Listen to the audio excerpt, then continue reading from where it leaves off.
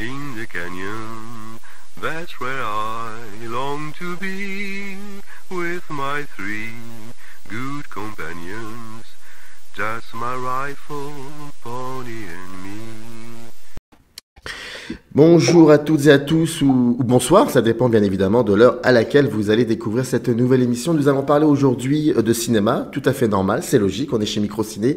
On va parler d'Orson Welles, et je pense qu'il faut toujours, constamment, continuer à parler d'Orson Welles. Et là, aujourd'hui, c'est par le biais d'un livre qui s'intitule Après Welles, Imitation et influence, tout ça au pluriel. C'est un livre qui a été édité chez Mimesis, je le montre. Vous trouverez dans le descriptif de cette vidéo un lien qui renvoie directement à la page de ce livre pour que vous puissiez vous le procurer. Je remercie Mimesis pour l'aide apportée à la conception de l'émission. Et ce livre est un ouvrage qui est dirigé par Jean-Philippe Trias, qui a accepté de venir parler de ce livre, de Welles, de cinéma, de beaucoup de choses. Et je lui en suis vraiment reconnaissant. Merci beaucoup Jean-Philippe Trias. Comment allez-vous ? Ça va, merci. Et merci beaucoup à vous pour cette invitation à Microciné. Bon, je crois qu'on va avoir une bonne conversation. Alors, que je présente un petit peu qui vous êtes, mais en tout cas, dans le milieu, que cela soit critique ou universitaire, on connaît votre nom. Vous êtes maître de conférence en cinéma à l'université Paul Valéry à Montpellier 3. Vous avez écrit des bouquins sur Henri-François Humbert, John Cassavetes, le procès de Welles, enfin adapté de Kafka, mais vous avez écrit là-dessus. Et puis vous travaillez beaucoup sur les intertextualités cinématographiques et les interactions entre les cultures ciné et les créations audiovisuelles. Et là, j'ai un livre, Après Welles, Imitations et influences. Et il y a une question que je pose souvent à mes invités, qui est une question un peu basique, mais au moins que je puisse comme ça comprendre un peu d'où vient peut-être le lien avec Orson Welles, qui n'est pas forcément dans le livre, mais là, je suis très curieux en fait. C'est quand est-ce que vous avez croisé Welles, par quel film, à quel âge, et est-ce que tout de suite ça a été une évidence pour vous ? Alors Welles, je l'ai croisé, en fait, je l'ai découvert d'abord dans les livres. J'étais un cinéphile qui a commencé sa cinéphilie avec la revue Starfix et le cinéma de genre, et puis qui a eu un désir de cinéma qui a dû s'actualiser sur Mauvais sang de Carax, Les ailes du désir, bon, ces films qui nous marquent quand on est adolescent. Et donc, il y avait un gros désir de cinéma, et j'avais plusieurs livre de chevet, dont un qui était une histoire du cinéma, le guide du cinéma de Gaston Austrate, qui était une histoire du cinéma. J'ai découvert l'existence d'Orson Welles dans ce livre-là. Donc je l'ai connu d'abord par les livres, et avec d'abord Citizen Kane, qui était mis en avant comme un des grands œuvres de l'histoire du cinéma. Et en fait, le premier film que j'ai découvert, c'est La Dame de Shanghai, que j'ai dû découvrir à 17-18 ans. J'étais en terminale, j'avais loué la cassette VHS, emprunté dans une médiathèque la cassette VHS, et ça a été une vraie claque, surtout pour la scène de fin. La scène de fin, c'est-à-dire la scène des miroirs, et surtout, je sais que vous demandez parfois à vos invités une image marquante. Alors, c'est pas celle qui m'a peut-être marqué dans l'enfance, forcément, mais l'image qui m'a marqué, c'est dans ce film-là, c'est Rita Hayworth allongée au premier plan, Michael come back, I don't wanna die, et Welles qui s'en va au fond avec le cliquetis du portillon. Et j'ai eu vraiment l'impression que le film nous disait qu'on était sorti d'une espèce de rêve, d'un monde d'illusion, et j'avais vraiment l'impression d'être face à un cinéma qui avait perdu sa naïveté, ou en tout cas qui nous déniaisait, nous, spectateurs. Et bon, déjà formellement, c'est quelque chose qui m'avait complètement cloué. Donc c'est plutôt par des films mineurs que je suis rentré dans Welles. J'ai dû voir Citizen Kane assez vite derrière, mais c'est des films comme Arcadine, comme Othello, qui m'ont peut-être plus saisi que des films dont j'avais déjà beaucoup entendu parler, Citizen Kane ou Les Anderson, qui étaient déjà auréolés et qui étaient peut-être à mon âge peut-être trop ça je sais pas le mot, mais peut-être déjà trop classiques. Donc c'est peut-être les films mineurs qui m'ont littéralement sidéré, donc fin d'adolescence, on va dire ça, début d'âge adulte. Bah, en tout cas, là, ça ne se voit pas du tout, mais vous êtes mon nouveau meilleur ami, parce que la séquence finale de La Dame de Shanghai, I don't want to die, puis ensuite elle le crie, c'est un de mes plus beaux souvenirs de spectateur cinéphile. Je comprends parfaitement ce que vous êtes en train de dire. J'ai les poils qui sont hérissés, là, je vois très très bien, donc ça fait toujours bizarre et plaisir de voir que parfois on peut se retrouver dans la même maison. Il y a une question que je me suis posée quand j'ai commencé à lire le livre. C'est évident et indéniable qu'effectivement le livre existe et ce que vous dites c'est indéniable. Il n'y a pas besoin de tergiverser, de revenir là-dessus. Mais je me posais la question, et après on parlera plus sérieusement du livre bien évidemment. Une deuxième digression, je me posais la question de savoir est-ce que Orson Welles dans l'histoire du cinéma, selon vous, c'est vraiment un cas à part par rapport à la thématique du livre, c'est-à-dire les imitations et les influences. Est-ce que dans l'histoire du cinéma, pour l'instant, Welles c'est vraiment quelqu'un d'à part, beaucoup plus, pas beaucoup plus fort, mais beaucoup plus... il y a un mot très beau que vous utilisez, c'est ensemencer. Est-ce que Welles, pour le coup, c'est quelqu'un qui est vraiment au-dessus de tous par rapport à ce terme-là, selon vous? Oui, je ne sais pas si on peut faire des hiérarchies. Il y a d'autres cinéastes qui sont des cinéastes qui ont été très repris, donc dont les films se retrouvent dans les films des autres de manière très visible. Bon, il y a Hitchcock, évidemment. Il y a deux collègues de Rennes, Simon Danielou et Frédéric Cavet, qui préparent un livre qui va s'appeler D'après Hitchcock, un lien avec un livre américain des années 90 qui s'appelait After Hitchcock. Donc Hitchcock est probablement un cinéaste qui est beaucoup plus présent chez d'autres cinéastes ou dans l'histoire du cinéma, mais peut-être de manière très visible, avec des scènes clés, la scène de la douche, repris des dizaines de fois, ne serait-ce que chez De Palma, avec la scène de Vertigo, d'espionnage dans Vertigo. Je pense que Welles a peut-être une influence qui est peut-être plus souterraine, mais peut-être plus forte. Hitchcock, c'est Truffaut, qui était très renoirien et très Hitchcockien, disait dans des entretiens que Hitchcock était une sorte constitué pour lui une leçon de cinéma, était une sorte de maître à filmer, c'est-à-dire quand il a un problème technique, c'est ce qu'il dit en 77, quand j'ai un problème technique, je cherche des solutions en pensant à Hitchcock. Donc Hitchcock est peut-être à la fois quelqu'un auquel on rend hommage de manière très visible, et quelqu'un qui sert de solution technique, on va dire, ou de maître à filmer. Welles, je pense que c'est peut-être plus diffus, mais peut-être plus fort chez certains cinéastes. Bon, il y a d'autres cinéastes aussi, comme Eisenstein, qui a été aussi beaucoup imité, y compris par Hitchcock, justement. Bon. Donc Welles n'est pas le seul, non, évidemment, mais il a quand même une certaine aura, c'est la figure de l'artiste cinéaste. Enfin, il a joué là-dessus aussi en tant que personnage public. On me donne pas l'argent pour faire mes films. J'ai passé 2% de mon temps à courir après l'argent, à faire des films, et 98% à courir après l'argent. C'est la figure de l'artiste démiurge, c'est-à-dire celui qui voue sa vie au cinéma, qui a le final cut à 24 ans, qui est producteur, scénariste, réalisateur, vedette, qui maîtrise tout sur Citizen Kane jusqu'à aller mixer, ou en tout cas mixer avec le mixeur son propre film, qui signe My Name is Orson Welles, I made this film. Donc, c'est vraiment la figure de l'artiste qui est complètement, de l'artiste cinéaste, complètement maître de son film, et en même temps c'est la figure de l'artiste brimé par les studios, qu'on a empêché de finir ses films, dont on a remonté les films.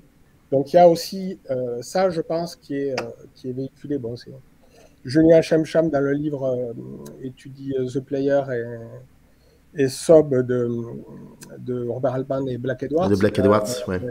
Il met en évidence, ce qu'il met en évidence, c'est que ces deux cinéastes imitent parfois très lisiblement Welles, parce qu'ils tiennent un discours sur l'industrie hollywoodienne. Donc c'est cette figure du Welles, grand artiste et en même temps contraint par les studios ou contraint par l'industrie à limiter ses rêves, qui est pris en compte. Ouais. Je suis désolé, je rebondis encore sur ce que vous dites, que je n'avais pas prévu, donc c'est une troisième digression, mais promis, je vous assure qu'on parlera après de l'intériorité du livre, mais je peux pas ne pas m'empêcher. Alors déjà par rapport à Truffaut, je me souviens d'avoir lu quelque part que Truffaut s'inspirait beaucoup aussi de la musicalité, du rythme de montage de chez Welles. Je sais pas si vous pouvez me le confirmer ça, mais j'avais lu ça quelque part, donc d'une part. Et puis deuxièmement, quand vous étiez là en train de me parler de Welles, de ce qu'il est, de son rapport au cinéma, je pensais à un autre auteur complètement différent, certes, déjà pas américain, mais français, un peu oublié aujourd'hui, mais si peut-être un jour on se penche sur ce qu'il a fait, peut-être qu'on y trouvera là pour le coup beaucoup plus d'imitations et d'influences qu'on veut le croire. C'est Sacha Guitry. Déjà, il y a le côté réalisateur-acteur. My Name is Orson Welles, Guitry est très très fort pour ça aussi. Le rapport aussi au cinéma, il y a une photo extraordinaire de pratiquement de la fin de sa vie. On le voit attablé à sa table de montage et il a extrêmement vieilli. Il y a ce côté assez incroyable du fait que ces auteurs-acteurs, il y a quelque chose de très très fort. Je crois que c'était Danet qui disait ça lors d'une émission avec Noël Simsolo sur Clint Eastwood, où il parlait de ça, qu'il y avait un côté un rapport assez fort. Est-ce que le fait que Welles était aussi acteur, ça a créé quelque chose autour de lui d'une espèce de cinéma total, cinéma plein, et donc pour le coup être extrêmement influençable et créer des inspirations qui parfois peuvent être même peu évidentes, mais dont vous en parlez dans le livre. Alors, Guitry ou Truffaut? Bon, Guitry, oui, tout à fait. Alors, il y a une parenté évidente. Welles était admirateur de Guitry. Je savais pas. Il y a certainement à voir. Welles, lui aussi, s'est inspiré à imiter, même si à la fin de sa vie, il disait que il n'y a pas de leçon à tirer des films des autres et qu'il faut être innocent. Il a revendiqué l'innocence.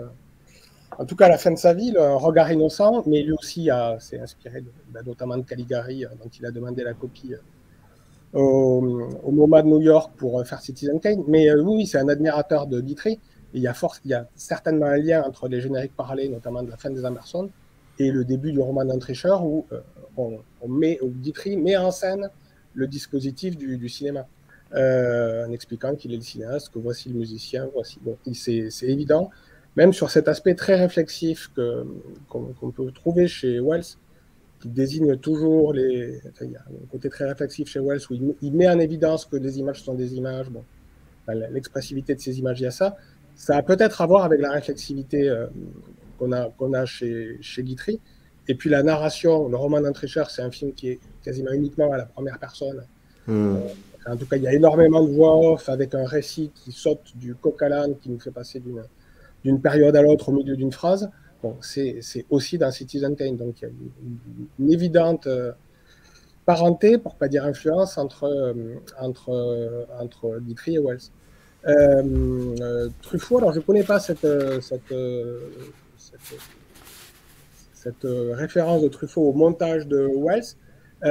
C'est possible sur la musicalité du montage. Il y a des moments assez bricolés, peut-être pas le mot, quoique Yann Dedé raconte, le monteur de Truffaut, sur les films de la fin des années 60, début 70, il raconte que il y avait vraiment du bricolage dans le montage. Welles était un grand bricoleur en termes de montage, donc il y a peut-être sur certaines rapidités de montage, certaines fulgurances de montage où on saute très vite d'un lieu à l'autre, on raccorde sur des mouvements, il y a peut-être quelque chose de Wellsien, en effet. Oui. Alors, le livre, je vais quand même, parce que je pense que c'est important, citer les différents articles qui émaillent le livre, et bien évidemment les auteurs et les autrices. Il y a un style hétérodoxe en partage, l'archéologie de l'affiliation entre la production B hollywoodienne et les films de Welles. C'est Matthias Kusniers. Si je prononce mal, j'en suis vraiment désolé, mais en tout cas, il fait des rapprochements avec les polars des films de série B, les polars américains. Il y a Au miroir du cinéma, postérité wellesienne dans 2 métafilms hollywoodiens. C'est Julien Hachemcham. Après Citizen Kane, retour et survivance de la biographie à flashback, c'est Caroline Saint-Martin.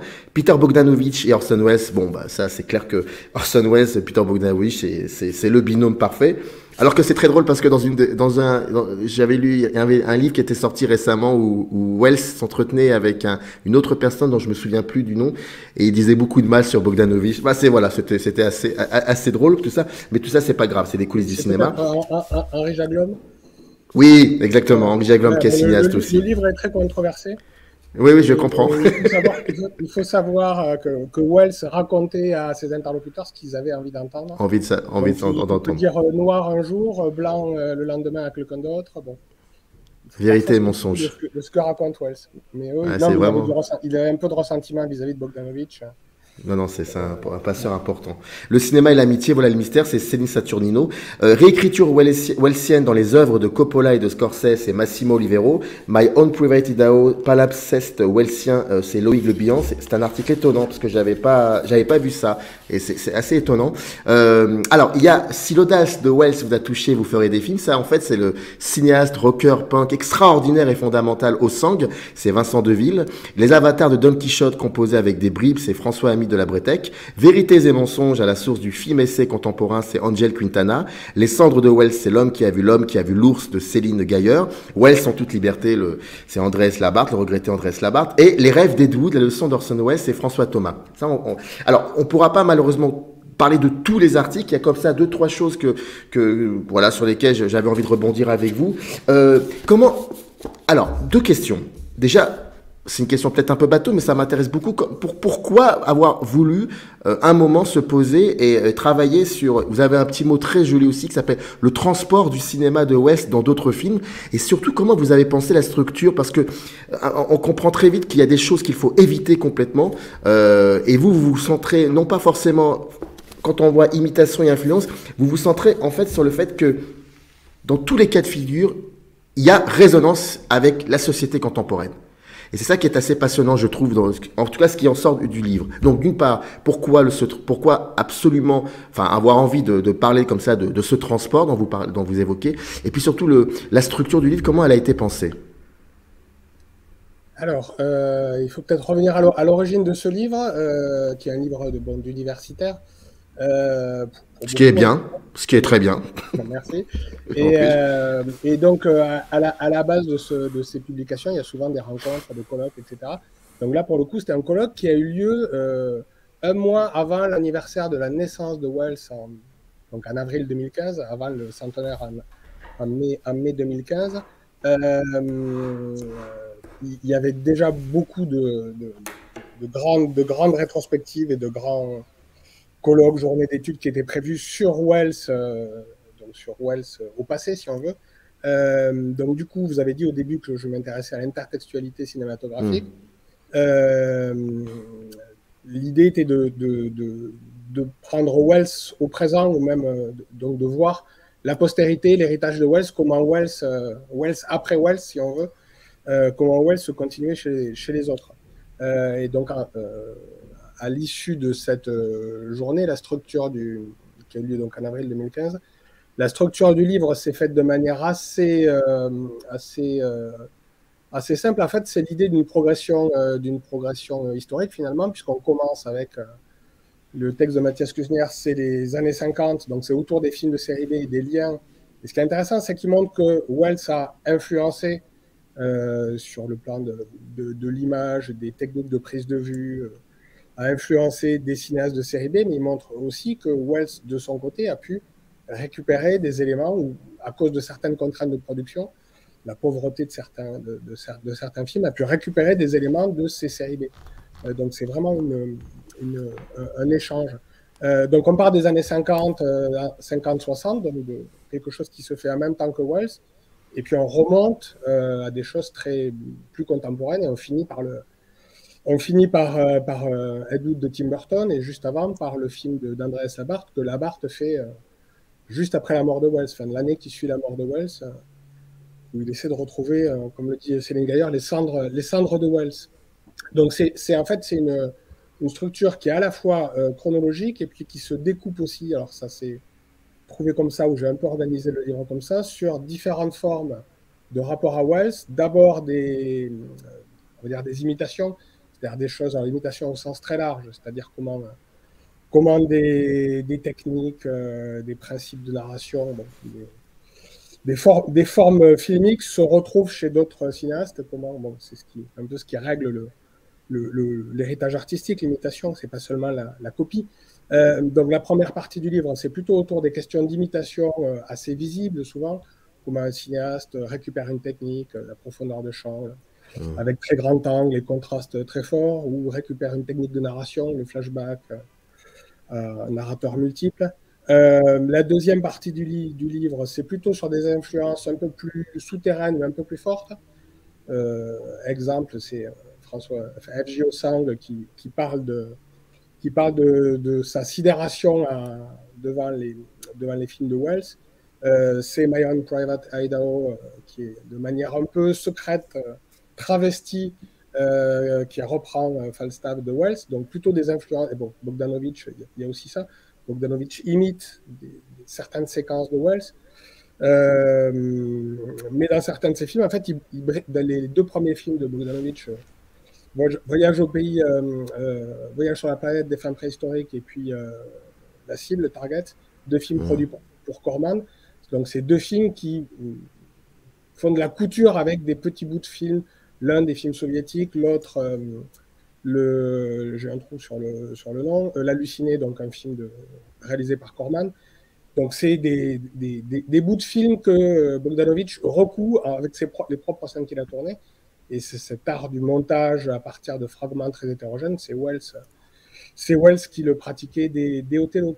Donc, c'est une influence plus sur les méthodes de travail, sur les thématiques aussi. C'est le cas avec Scorsese et Coppola, dont parle Massimo Olivero.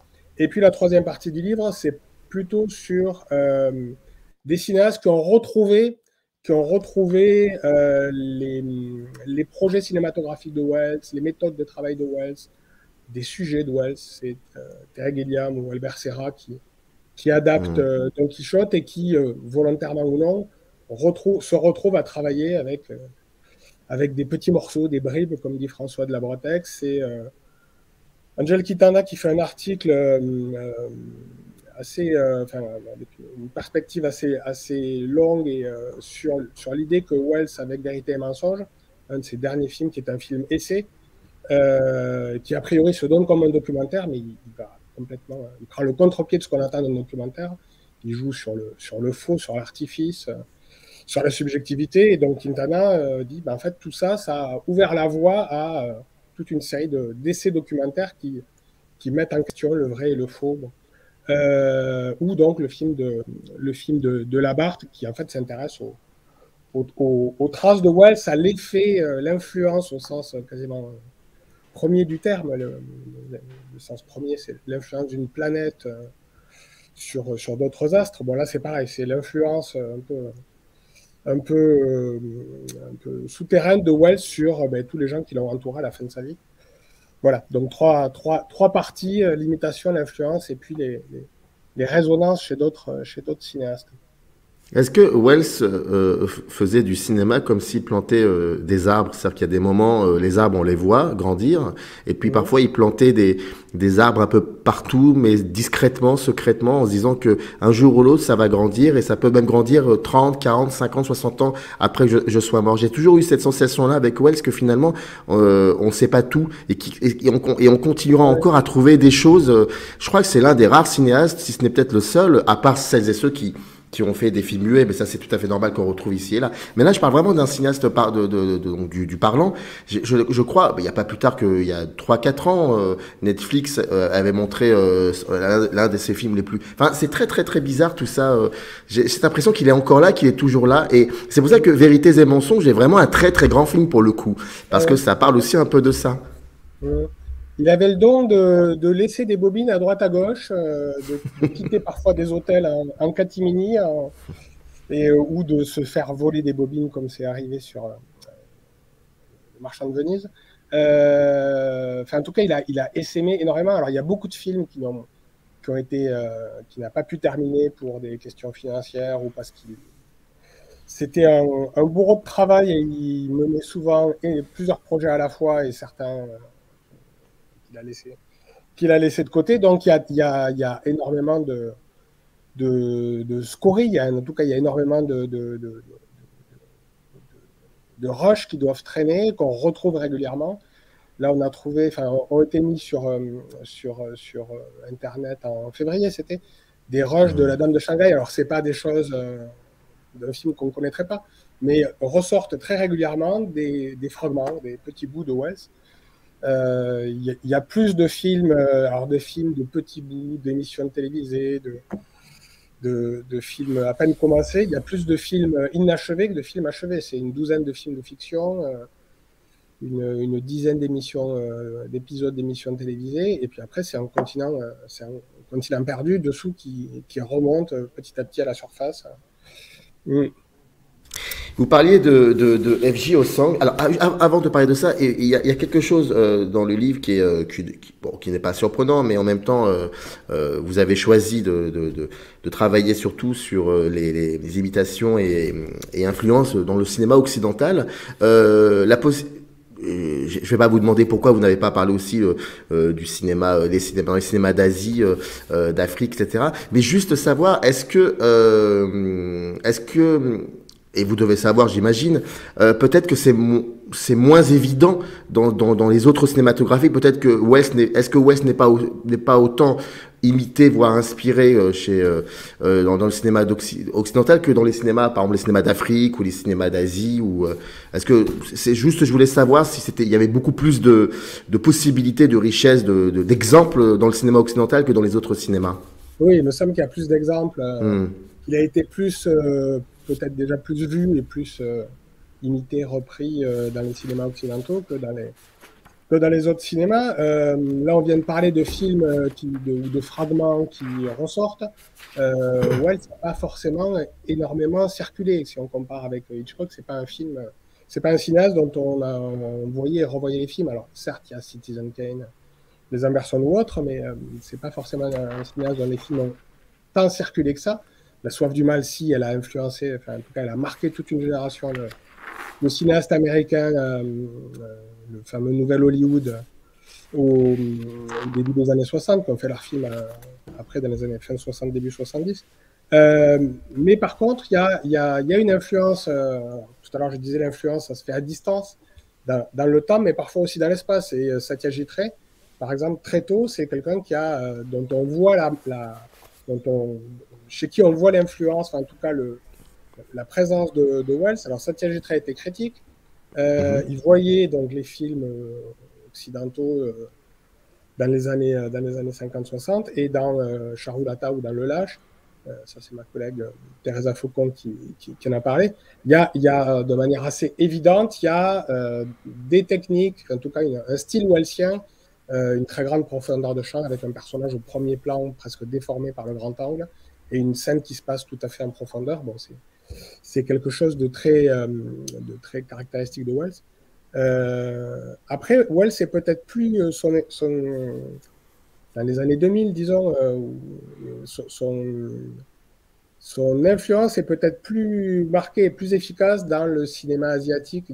Johnny To, c'est assez évident que c'est quelqu'un qui a vu et revu Orson Welles et qui reprend le début de La Soif du mal, qui reprend la fin de La Dame de Shanghai, mais qui le transforme complètement. C'est-à-dire que c'est pas un hommage, vous voyez, je rends hommage à Orson Welles, c'est même, je cite le titre du film, ça c'est Robert Altman dans The Player. Chez Johnny To, on peut tout à fait passer à côté, mais c'est vraiment la reprise de techniques de mise en scène, un plan très long, en fait, qui transpose le montage dans la mise en scène, en passant c'est dans Breaking News, qui passe d'un groupe à un autre, et puis le plan s'arrête sur une explosion. Alors c'est pas une bombe, c'est un immeuble, et on entend le bruit de l'explosion, et le plan s'arrête quand on voit le résultat au plan suivant, où on voit le résultat de l'explosion. Donc c'est de manière très très évidente, c'est une transposition du premier plan de La Soif du mal. Donc il y a quelque chose du styliste un peu très virtuose, de l'ordre de la prouesse qu'on a chez Orson Welles, qui passe, je pense, chez des cinéastes qui sont aussi des stylistes, des formalistes, comme dit Vincent Deville, qui passent chez les cinéastes asiatiques, qui sont des cinéastes qui mettent en avant le style aussi.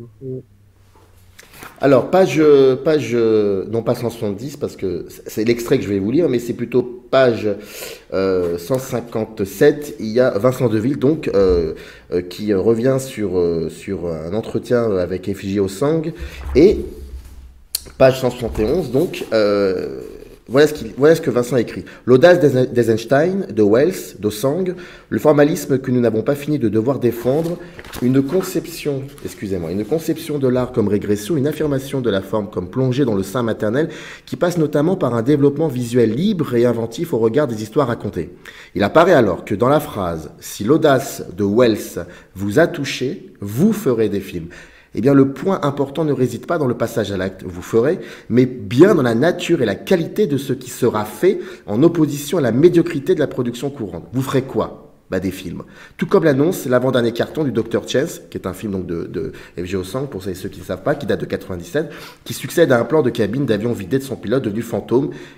Ah, quelle belle chose nous allons faire maintenant. Je trouve ça intéressant, le fait de revenir sur cette phrase, si l'audace de Welles vous a touché, vous ferez des films, mais en fait, ce n'est pas le fait que vous ferez des films, mais c'est bien dans la nature, comme il dit, la qualité de ce qui sera fait en opposition à la médiocrité de la production courante.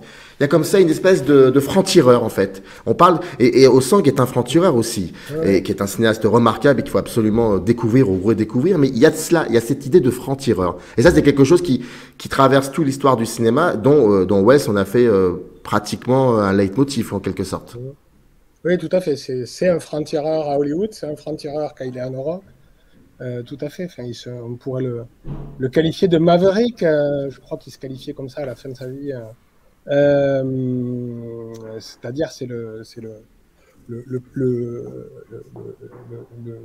veau indompté. Donc, c'est quelqu'un qui est resté toujours franc-tireur et toujours avec une jeunesse créative très puissante. Oui, c'est un franc-tireur.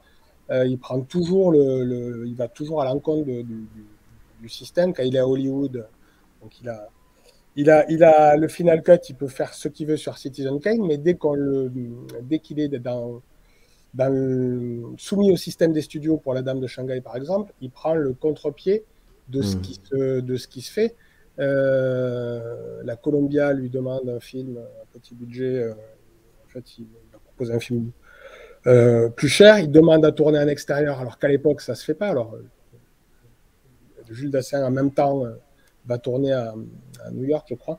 Et son film sortira avant parce que La Dame de Shanghai traîne un peu.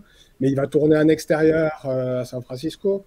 Il va faire des plans. Alors, la première version, le désir de La Dame de Shanghai, c'était des plans très longs, très mobiles, avec pas de gros plans, alors qu'il a une star, son ex-femme, Rita Hayworth, c'est que Harry Cohn, le patron de la Columbia, quand il voit le premier montage, lui réclame des gros plans des acteurs.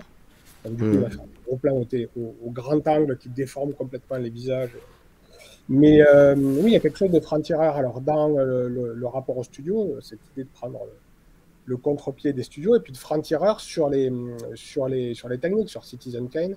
Alors, il est épaulé, même un peu instruit par un des très grands chefs opérateurs de l'époque, Greg Toland, mais il est franc-tireur même sur des innovations techniques, utiliser le très grand angle, des pellicules très sensibles. Bon. Sur le montage aussi, je pense qu'il est franc-tireur. Personne, je pense, avant lui, n'aurait osé bricoler en prenant, c'est sur Othello, des plans tournés au Maroc, en Italie, à Venise, et fabriquer une continuité spatiale avec des plans pris dans tous ses bouts. C'est l'effet Kuleshov qui était quelque chose de théorique, en tout cas dans les théories de montage des soviétiques. Lui, il l'applique, je ne sais même pas s'il connaissait ce fameux effet Kuleshov, mais il l'applique littéralement et ça fonctionne, alors que c'est du pur bricolage. Et c'est ce que récupère plus ou moins Osang. C'est ça qu'il récupère dans son rapport au cinéma, et c'est ce qu'il dit aussi. Plus loin, là on passe à autre chose qui est extrêmement surprenant. C'est page 200, c'est sur l'article de Angel Quintana, c'est Vérités et mensonges à la source du film essai contemporain. Et page 200, voici ce que Angel écrit. En 1973, quand Welles a réalisé Vérités et mensonges, il a devancé tous ces débats. Avec ce film, il a construit une réflexion sur les barrières forgées entre la vérité et le mensonge dans les arts plastiques, et il a proposé une réponse aux tentatives visant à établir les limites de la forme documentaire. Le film est un essai. Enfin, il faut vraiment se remettre on est en 73. Alors ici, aujourd'hui, ça va paraître peut-être évident pour certains qui nous regardent, mais on est en 73. Donc le film est un essai qui s'éloigne du documentaire pour s'approcher des postulats de l'avant-garde. Vérités et mensonges englobe l'interrogation sur les limites du vrai et du faux à l'intérieur d'un contexte plus ample marqué par le poids de la culture visuelle. Et selon Joseph M. Catala, Vérités et mensonges fonctionne comme un essai par, ouvrez les guillemets, sa condition d'œuvre jouant avec une multiplicité extraordinaire de formes d'énonciation et marqué par une série de commencements constants qui forment un enchaînement d'énoncés de catégories distinctes. Donc ce jeu contredit l'idée d'assemblage narratif des discours classiques et met en crise l'idée de raccord entendu comme continuité éliminant toute faille entre les images. Welles a donc tourné un film d'anticipation parce qu'il rassemble et expérimente les nouvelles manières narratives et stylistiques qui ont surgi dans le cinéma contemporain.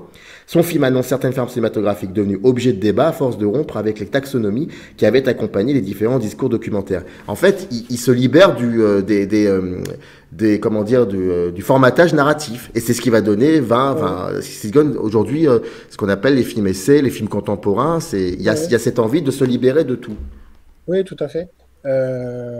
C'est un film qui commence en disant qu'il va nous dire la vérité pendant 1 heure et au bout d'1 heure, bon, si les spectateurs n'ont pas vu le film, on va pas tout dévoiler, mais il y a un moment où on n'est plus dans la vérité. Donc, il se libère de la narration, il se libère aussi du rapport à la vérité.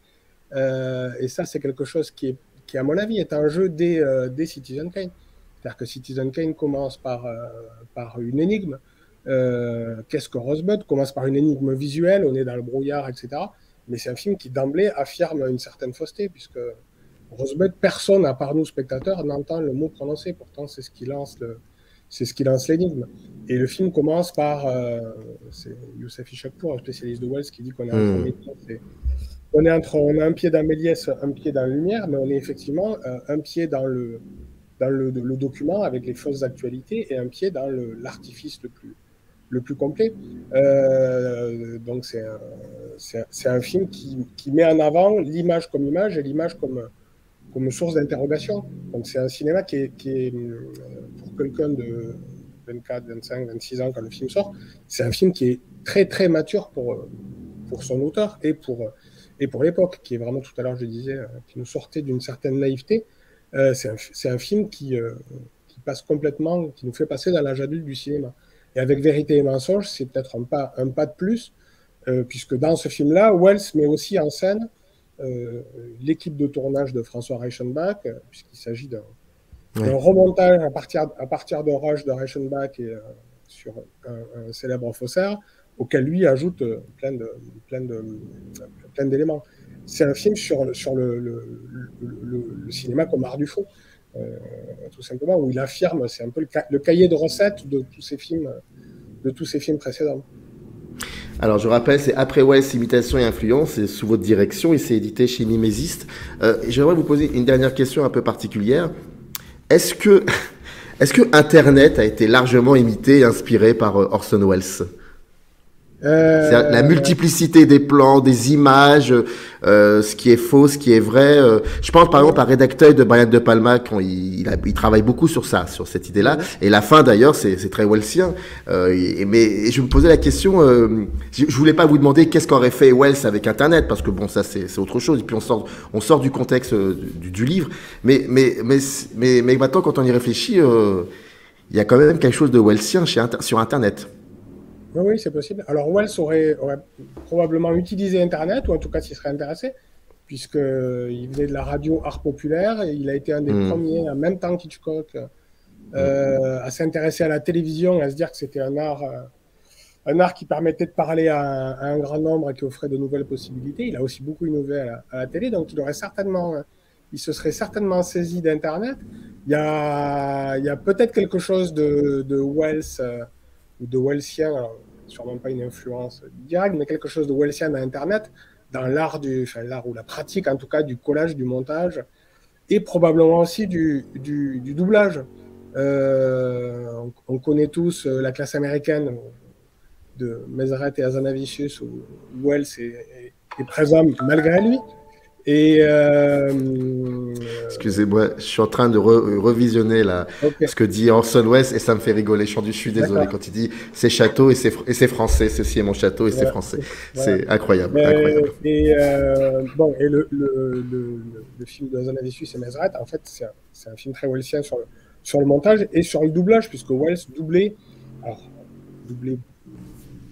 de nombreux acteurs dans ses films. Sur le procès, il double quasiment tous les rôles masculins, même quelques phrases d'Anthony Perkins.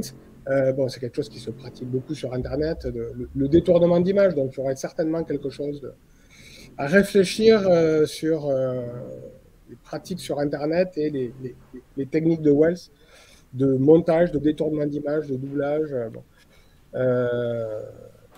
Oui, oui, certainement. Donc ça rejoint un peu le propos du livre, c'est que Wells est toujours notre contemporain parce qu'on continue de découvrir des films ou en tout cas des images qui ressortent régulièrement des fonds, des fonds. Et puis parce que ces leçons restent toujours présentes et toujours utilisées par les cinéastes d'aujourd'hui. Dans le Dans le dernier James Bond, je me Oui. demande s'il n'y a pas quelque chose de la splendeur des Emerson quand le personnage monte un escalier en un seul plan, il monte un escalier en colimaçon, enfin en carré, mais Ouais, mais ça aurait pu être voilà. Vertigo aussi. Ça aurait pu être Et Vertigo. ça aurait pu être Vertigo aussi, Mais oui. tout à fait. Ouais, Donc, ouais. Il y a donc, il y a eu une sorte de compétition entre Hitchcock et Wells sur, sur, sur le choix d'Anthony Perkins qui passe de l'un à l'autre, sur les émissions de télévisées. Donc, mais je crois que voilà. Wells était, pardonnez-moi, là on est plus dans le cinéma, on est dans les coulisses, hein, j'en suis désolé, mais je crois que Wells n'était pas très tendre avec Hitchcock, si je me trompe pas.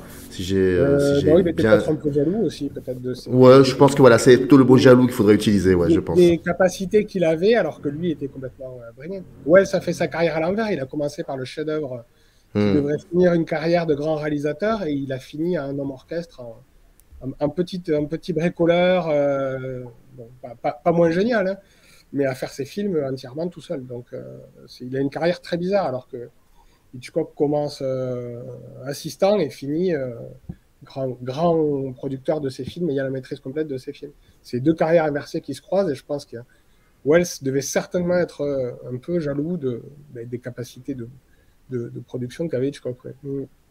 En tout cas, aujourd'hui, on a parlé d'Orson Welles. Et donc, c'est après Welles, Imitation et Influence. C'était sous votre direction, édité chez Mimesis.